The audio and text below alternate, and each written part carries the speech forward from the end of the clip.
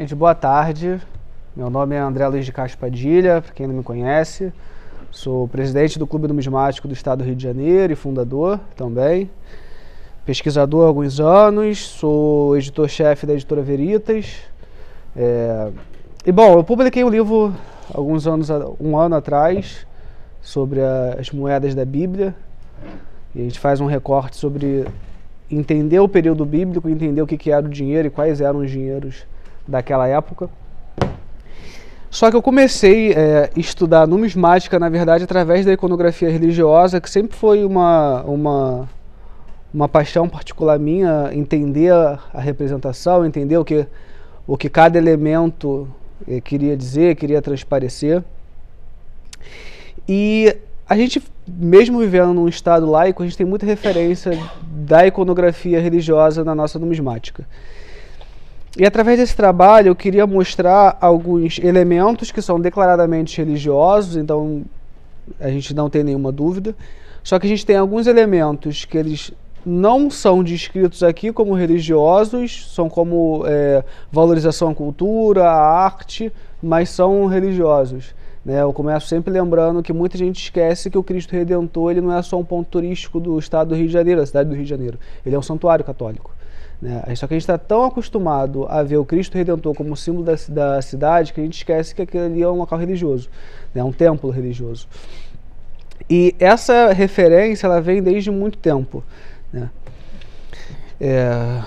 O Estado é laico, isso já é uma coisa que todo mundo sabe. Se não me falha a memória, Giovanni talvez possa confirmar, o Estado é oficialmente laico desde a Constituição de 1891, não é isso?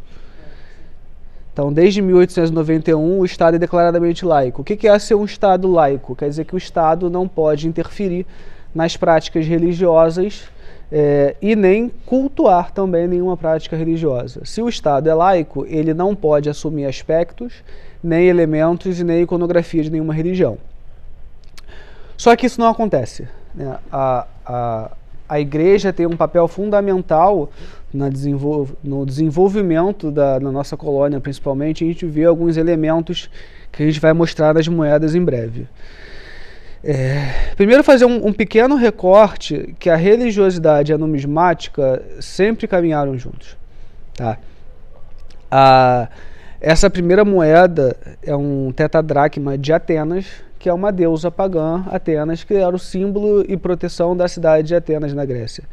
Essa não é a primeira, mas é uma das primeiras moedas do mundo, uma das mais antigas moedas do mundo, e também uma das mais famosas. A gente sempre usa mais o lado da coruja, mas é uma divindade. A gente vê muito como uma representação de uma cidade, porque principalmente até vamos colocar assim, a queda da escola francesa, a gente tinha muito da normalidade de você criar alegorias para sentimentos, para cidades, para emoções. Então a gente tem, por exemplo, a alegoria da República, a Marianne, que é a alegoria da República Francesa. Então isso sempre foi uma prática normal, só que por mais que ela possa ser representada aqui como uma alegoria de uma cidade, ela é uma divindade pagã. Então ela está vinculada à religiosidade. Nas moedas romanas é comum encontrar deuses como Júpiter, Juno, Marte, Vênus. Essa moeda do meio, por exemplo, é uma moeda particular, a gente chama de moeda familiar, que os patrícios, as pessoas mais ricas do Império Romano, tinham prata e poderiam cunhar suas próprias moedas. E essa é a imagem do deus Apolo. Então mostra a proteção que o Deus dava à família também. Ainda tinha essa questão do vínculo do Deus com a família. E em alguns casos mais legais de retratar, essa última moeda, que é uma moeda de Constantino Grande, que a gente conhece como o pai do cristianismo, foi a pessoa que mais lutou para o crescimento do cristianismo, tornou o cristianismo religião oficial do Império Romano, abolindo as práticas pagãs. E essa é uma moeda dele como Deus Sol. Ele, antes da conversão, existe um estudo muito mais profundo sobre isso, mas existem teorias de que foi Helena, a mãe de Constantino Grande, que fez essa cristianização no Império Romano. Hoje foi beatificada pela Igreja Católica, é Santa Helena, São Constantino também, e Helena é atribuída a ela o encontro do Santo Sudário, da Cruz de Cristo. Os jardins do Vaticano foram feitos com terra da Terra Santa através de excursões de Helena. Só que antes, o Constantino Grande, ele se apresentava como Deus Sol, como um representante, né, como um avatar do Deus Sol na Terra. Então a gente tem essa vínculo de religião e Estado já desde o Império Romano. Só que Portugal, geograficamente, fazia parte do Império Romano. A gente tem muitas referências, né, a partir de uma evolução de governança, de práticas romanas para o governo de Portugal, inclusive a herança do vínculo com a Igreja Católica, né, a herança com o cristianismo. Então, para começar entendendo a iconografia religiosa no Brasil, a gente precisa primeiro entender o vínculo de Portugal com a Igreja Católica, porque a administração entre Igreja e Estado se confundiam em vários momentos.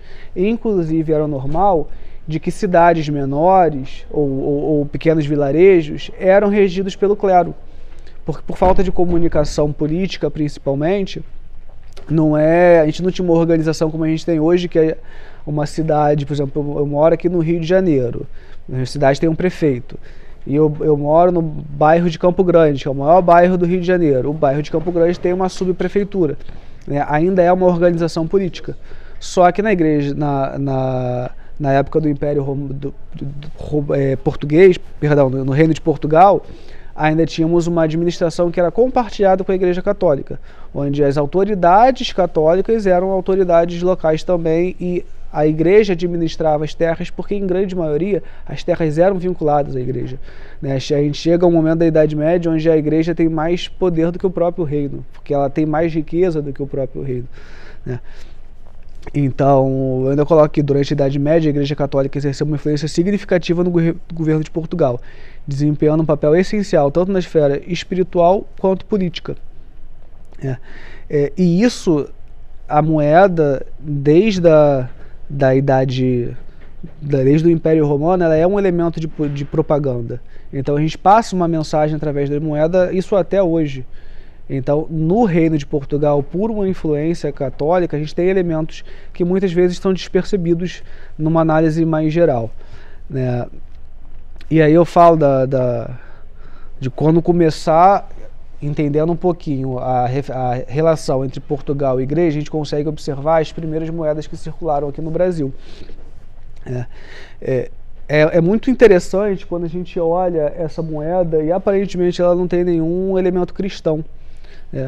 Mas uma coisa que eu nem cito na pesquisa em si, que em cima da coroa tem uma cruz, mas essa moeda, saiu a formatação, tá bonitinho, falta da moeda ali. Essa moeda ela carrega uma abreviação DG, que é muito comum nas moedas do Império do Brasil, no Reino Unido, e é utilizada até hoje em países que a monarquia impera, né, como a Inglaterra, por exemplo. Por isso que eu deixei um pequeno exemplo para que possa ser melhor visualizado. A DG é uma abreviação para Dei Gratia, ou significado pela graça de Deus.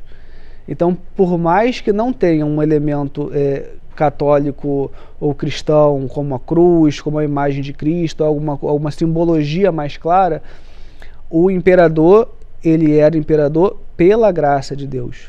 E é a primeira e mais importante título. Então aqui nesse caso era Maria primeiro, pela graça de Deus, e aí rei de Portugal, Algarves, mas o pela graça de Deus ele vinha primeiro, porque o rei ele vinha através do direito divino dos reis, porque não era nem o clero, nem a plebe, nem um parlamento que escolhia quem seria o rei. É Deus. Deus que dava a autorização para aquela pessoa ser rei, era um direito divino. E isso é dado até hoje na monarquia inglesa, por exemplo. Tanto que essa moeda de 2024 é uma moeda extremamente nova e nós ainda temos Charles III, pela graça de Deus. Então a gente já começa que por uma única legenda a gente já mostra o vínculo entre a igreja e o reino de Portugal, e consequência aqui o reino do Brasil também. Então a gente tem muitos elementos que eles são discretos, mas ainda são elementos católicos, elementos cristãos. Essa, por exemplo, eu vou até voltar para mostrar para vocês. Aqui tem um símbolo. Não tem. Tem aquele laserzinho aí, Oswaldo, para mostrar? Enfim, essa parte aqui na moeda no meio é uma esfera armilar, né? É um símbolo voltado principalmente para demonstrar a força da navegação portuguesa. E aqui, nessa moeda de 20 réis, a gente tem uma esfera armilar sobreposta à cruz de Cristo. Uma forma da gente mostrar que Deus, que Cristo, que a igreja também estava presente na navegação brasileira, na navegação portuguesa, né? Se a gente pensar em colonização do Brasil, as primeiras pessoas que vieram aqui pensar em educação ou organização foram os jesuítas, que era uma ordem da igreja. Então a gente tem, de forma muito discreta e que nem sempre é percebida, mas é uma cruz da ordem de Nosso Senhor Jesus Cristo, que é uma ordem criada em 14 de março de 1319, ela foi descontinuada em 1919, 1918, a cruz da Ordem de Cristo. Se não me engano, ela não tem tantos anos que ela encerrou, não, deve ter uns 150 anos no máximo. E a Ordem da Cruz de Cristo, ela pode ser ainda ser vista sem a esfera armilar. A gente vai mostrar uma outra tipo de cruz, mas a Ordem da Cruz de Cristo, ela foi utilizada em muitas moedas. E uma outra legenda extremamente cristã que a gente tem na moeda é a comum legenda em roque signo vince, né?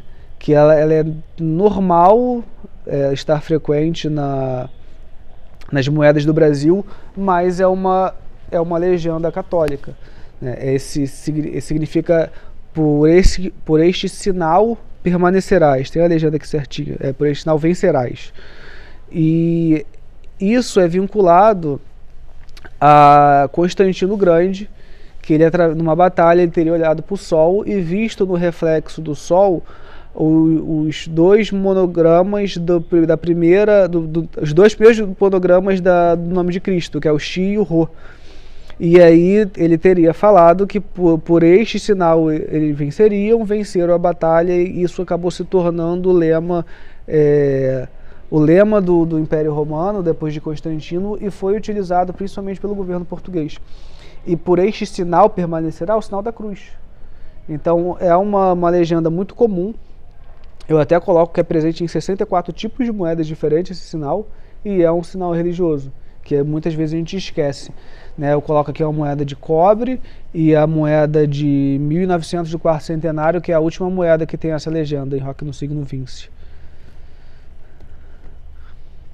Essa imagem eu tenho que agradecer ao Giovanni, que ele conseguiu uma melhor do que a minha.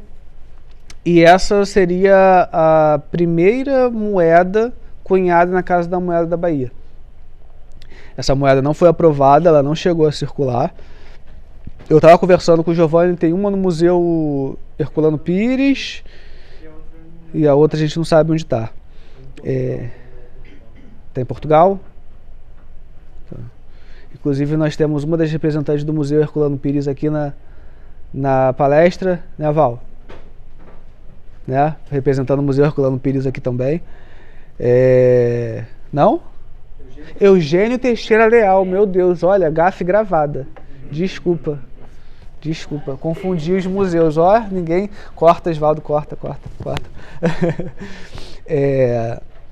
Mas essa, inclusive, tem a legenda Terra de Santa Cruz, que era a primeiro nome do Brasil, então Terra de Santa Cruz vitoriosa sobre aquela cruz. E aí tem a imagem da cruz do Calvário nessa moeda.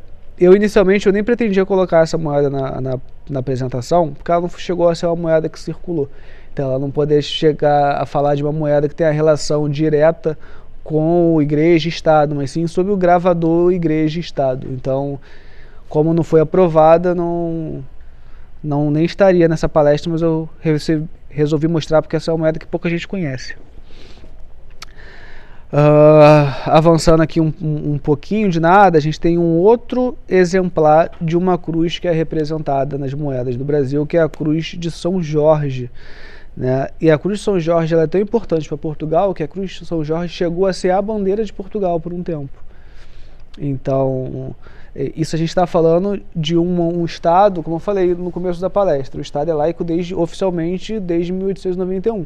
Então, anterior a isso, a gente podia ter isso sem nenhum problema, você ter elementos cristãos nas moedas, porque era vinculado ao rei e ao reino e estava tudo certo. Só que a gente tem aqui a cruz de São Jorge, que é um outro elemento principalmente vinculado a conquistas, né? Que é utilizado por Portugal através do apadrinhamento da conquista de Lisboa. Gente, se eu estiver falando rápido, me avisa porque tem muita coisa para mostrar. E aí eu até esqueci de falar isso, mas eu dividi o real em duas partes, só para poder facilitar e mostrar uma diferença de entendimento entre esses dois períodos, né? Aqui de 1799 até 1942 a gente repete alguns elementos, como a legenda Dei Gratia, a Ordem da Cruz de Cristo, então por isso eu não vou trazer todos aqui, mas tem algumas que a gente até esquece que são elementos religiosos, porque esse não era o sentido real da palavra. Eu não vejo essa como uma cédula religiosa por si só. Ela não tem elementos que possam ser considerados uma cédula religiosa, né? Mas ela tem a Igreja da Venerável Arquiepiscopal Ordem Terceira de Nossa Senhora do Monte Carmo, que é essa igreja que está até ampliada aqui, mas é a mesma imagem. E no verso dessa cédula tem uma imagem dela vista de outra forma através da Rua da Direita, né, que agora é 1º de março. Então eu acredito que ela tenha sido colocada aí para valorizar a arquitetura do Brasil, mas ela é uma igreja ainda, então ainda tem um símbolo religioso e ainda mostra o reflexo da religiosidade aqui no Brasil, refletida através do dinheiro, mas essa cédula é de 1888, então a gente ainda não atinge o ano de 1891. Contudo, a gente tem essa cédula de 1927, ou seja, já através de um Estado laico, e a gente tem a retratação da primeira missa no Brasil. Então, essa, por datação, seria uma das grandes iconografias religiosas que a gente tem após a publicidade de um Estado laico. Então, a gente tem até a cédula de 1000 cruzeiros do Pedro Álvares Cabral também tem essa mesma imagem, só que a legenda e a posição estão um pouquinho diferentes. Mas eu tenho essa cédula aqui na apresentação, que é um quadro chamado Primeira Missa do Brasil, de Victor Meirelles, de 1860. Então, aqui nós já temos um Estado laico com uma celebração de uma missa no dinheiro. Essa eu tenho certeza que é uma moeda que ninguém vê como uma moeda religiosa, né? Porque a abundância aqui é uma alegoria da abundância, da fortuna, da prosperidade, da valorização econômica. Só que a abundância ela não é uma alegoria como a república, como muita gente pensa. A abundância faz parte da mitologia romana. Só que a abundância é uma deusa menor na própria mitologia romana. Ela nunca foi tão cultuada em Roma como se você comparar aos grandes deuses, né, como Ares, Netuno, Saturno, né, na Grécia eram os 12 olimpianos e tinham seus paralelos romanos. Mas seria aí uma moeda com uma representação pagã, porque ainda é uma deusa. Então, eu acho que houve alguma propaganda ou paganismo nessa moeda. Eu acho que houve a intenção de você falar sobre religiosidade nessa moeda? Não. Mas ela tem um elemento que é voltado a uma religião que não é tão cultuada aqui no Brasil, mas o paganismo ele existe e ele precisa ser respeitado também como religião. Essa é uma das moedas também que a maioria das pessoas não colocam como religiosa. Eu estava conversando com o Goulart ontem. O Goulart ele tem um artigo também falando sobre a relação entre Estado e Igreja, né, e ele usa a numismática também como exemplificação. Mas Regente Feijó é um exemplar brilhante para falar sobre o vínculo entre Igreja e Estado, porque Regente Feijó era padre. Ele começa no clero e aí através de... ele começa a participar da organização política da cidade onde ele morava, e aí ele vai evoluindo através disso no pensamento político. Então, essa é uma moeda religiosa? Não, mas é uma moeda que retrata um padre. Então, por mais que não seja uma moeda religiosa propriamente dito, ela é um ótimo reflexo de mostrar a união entre o Estado e a Igreja, porque era real, ele existia, era normal nessa época. E essa já era uma moeda de 1935, o primeiro exemplar dela, né? Que esse já é o de 1936. Essa aqui, na verdade, para mim, poderia ser a moeda mais religiosa que a gente tem, né, dessa era moderna, digamos assim, porque a gente tem a figura de Padre Anchieta e uma Bíblia aberta. Então, uma moeda de circulação mais cristã do que com um retrato da Bíblia, eu acho um pouco difícil, né, mas eu até coloco aqui Anchieta, que foi beatificado pela Igreja Católica no ano de 1980, e canonizado em 2014, além de um dos fundadores da cidade de São Paulo e do Rio de Janeiro, é considerado um dos pioneiros na introdução do cristianismo no Brasil. Conhecido como o apóstolo do Brasil, foi declarado copadroeiro do Brasil na Assembleia Geral da CNBB. Então, é uma Bíblia aberta e um padre. E Anchieta é um dos símbolos nacionais, né? A gente estava até conversando sobre isso com um pesquisador, que ele está escrevendo uma tese sobre a valorização do nome nacional durante o Estado Novo, principalmente. Conversei com o Giovanni sobre isso ontem. E a gente tem nessa época, principalmente, uma valorização do militarismo, né? Se a gente for ver a numismática dessa época, é Tamandaré, é Marechal Deodoro da Fonseca, mas ainda assim a gente tem um símbolo religioso que é o Padre Anchieta. Então a gente ainda tem... Oi? Santo, hoje Santo Anchieta. Então a gente tem ainda uma relação, ainda que a gente já esteja chegando aqui na década de 40, a gente tem uma forte influência da Igreja no como você deveria seguir a normativa do Estado, né? Gente, quase 2 horas já, ainda estou aqui falando. Cruzeiro e cruzado novos, a gente não tem tanta representação que a gente pode chamar de religiosa, né? Eu acredito que o elemento aqui seria a valorização cultural, artística e arquitetônica brasileira, mas ainda temos uma igreja católica retratada numa moeda de circulação e a imagem dos 12 profetas de Aleijadinho, né? Aqui embaixo, na parte de baixo aqui é Daniel, de primeiro.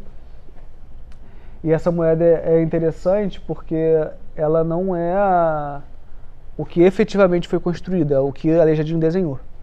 Então, eu até coloco aqui, curiosamente, a igreja representada aqui não é o prédio original construído na cidade de São João del Rei, Minas Gerais, mas sim um projeto feito pelo próprio Antônio Francisco Lisboa, né, o Aleijadinho.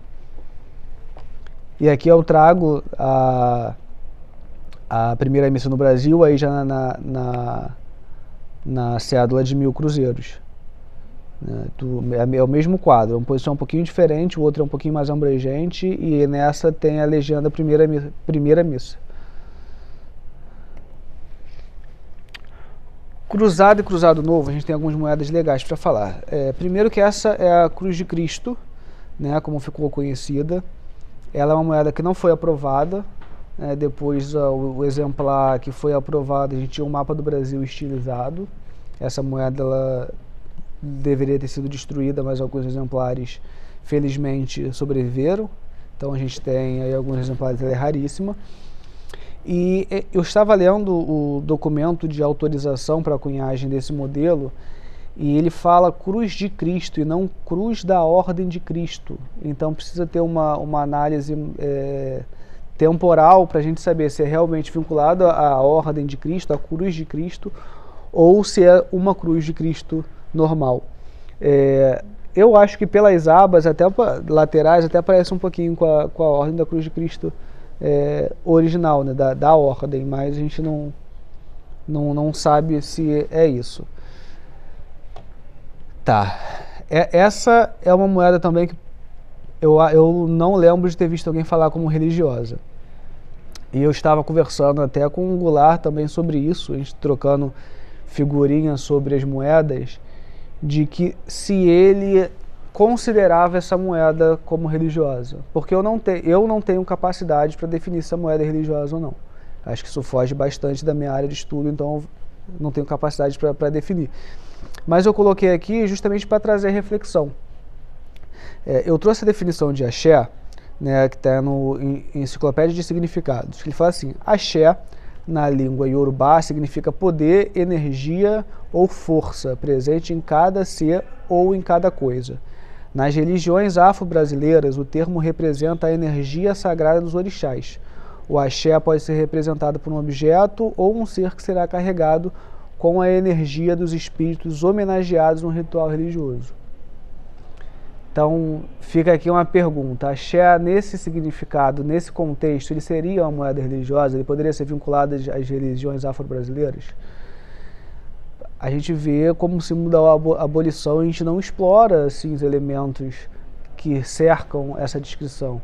É engraçado falar isso porque o pai do trio axé está ali fora, né, o Benjamin, que é o modelo usado pela Casa da Moeda, e a mãe do trio axé esteve aí ontem.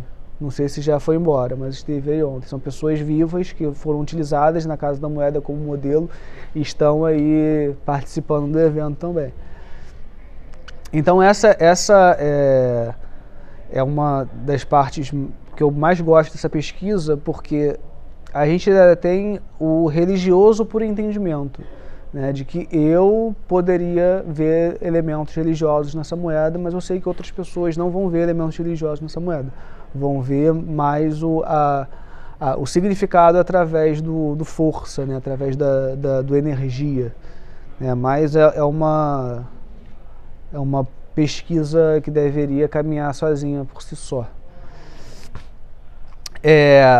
E aí a gente chega eu acho que vinculado à iconografia religiosa no Brasil, Deus Seja Louvado é uma das mais polêmicas e que já mais teve discussões, né, sobre isso. Né? Isso foi um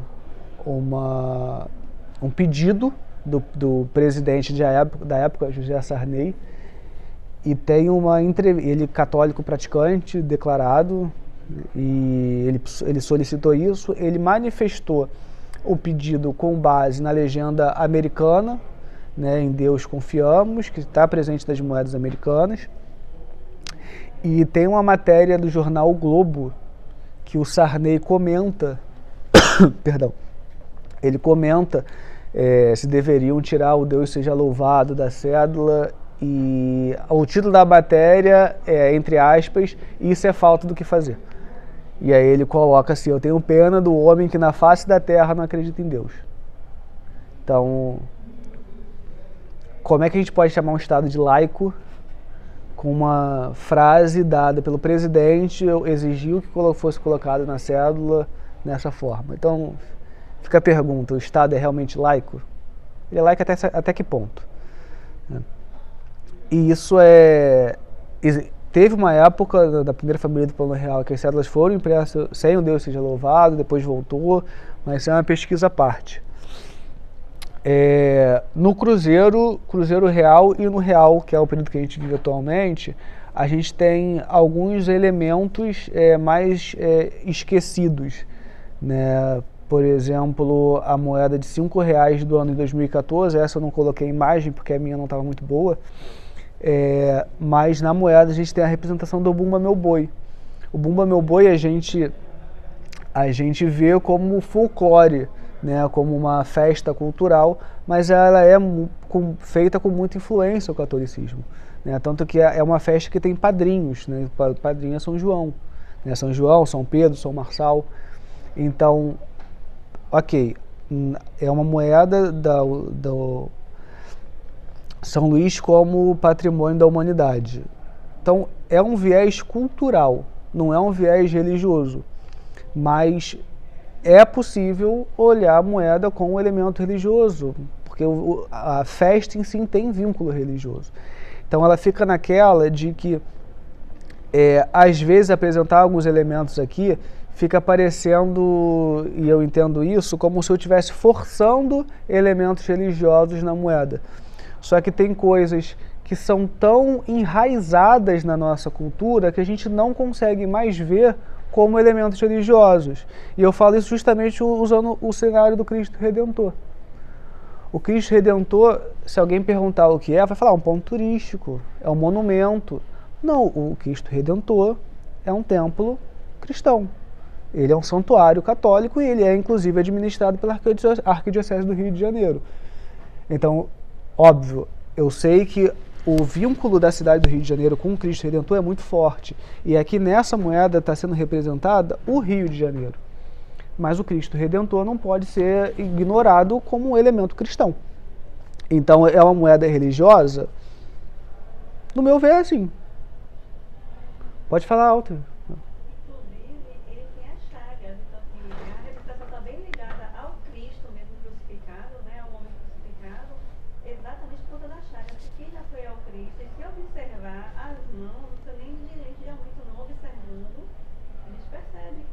Tirando a foto, está lá a chaga. Não seria apenas um monumento representativo do Rio de Janeiro se ele não fosse ligado a essa chaga. Essa chaga já remete muito a essa parte religiosa, essa parte cristã. E foi um presente da França ao Rio, Sim. né? Então, assim, a França é um país já que recebe o papado, já é um país com sua história religiosa. Então, assim, não foi apenas um objeto desvinculado à religião. Tem um namoro aí, né? Sim. Mas é engraçado como aqui no Rio de Janeiro a gente esquece que o Rio de Janeiro é um santuário católico. Porque está tão enraizada a nossa cultura de que isso aqui faz parte do símbolo do Rio de Janeiro, faz parte da magia da nossa cidade, que a gente esquece que é um símbolo católico. E está presente na nossa moeda, essa moeda é de 2004. Outra peça que pouca gente repara é que do lado do gaúcho tem as ruínas da igreja de São Miguel das Missões. Então, novamente, ela não. Aqui eu tenho certeza que ela não faz uma apologia à religião, não faz nenhuma tentativa de se tornar religiosa, mas ela tem as ruínas de uma igreja. Então, é um pequeno detalhe que mostra o quanto a igreja é importante para ser representada numa cédula, no nosso dinheiro. E aí a gente mais ou menos encerra, porque eu já estou chegando no fim, que não posso falar muito, senão não paro de falar, que é a cédula da Baiana. A cédula da Baiana é o perfeito exemplo do sincretismo religioso no Brasil. Assim, a gente não tem como não falar que essa cédula não é religiosa, ela é totalmente religiosa. Tá? Essa foi uma cédula que não chegou a circular por causa de questões inflacionárias. Quando ela saiu, ela já não tinha mais valor, já tinha mudado o valor, então ela foi feita num período de transição.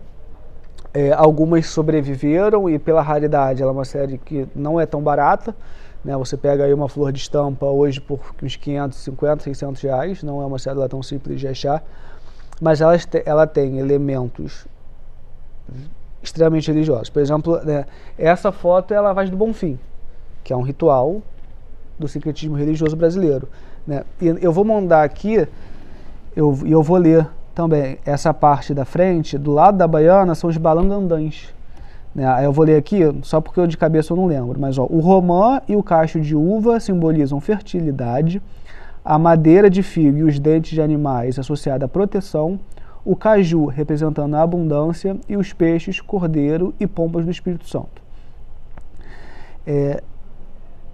Eu ia concluir no outro slide, tem mais um slide aqui, mas eu vou concluir nesse. O problema principalmente da iconografia religiosa na numismática nacional não é a presença dela. mas é a falta de pluralidade na representação dela. Porque... Oi? Tem uma figa ao lado também. Sim, sim. Mas a figa é aqui também, né? Como um elemento de segurança. Aqui e ali.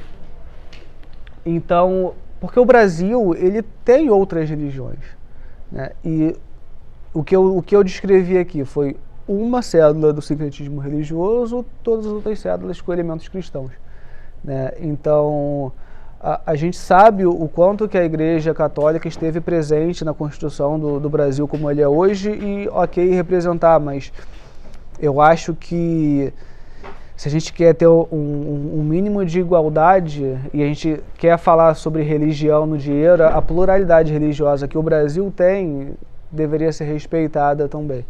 Então, eu não quero fazer apologia a nenhuma religião aqui nesse material, mas é mostrar que o Estado não é laico. Ele só é laico no papel. Porque até na justiça brasileira ainda temos vários tribunais com um crucifixo em cima da figura do juiz. Então, não é laico. Ele só se diz ser. E aqui é a última cédula do Brasil, com os 200 anos, com os R$200 e a presença ainda do Deus seja louvado como lema do nosso dinheiro, e é um lema religioso porque foi solicitado por um presidente católico que queria se mostrar católico. Então é isso, gente. Obrigado.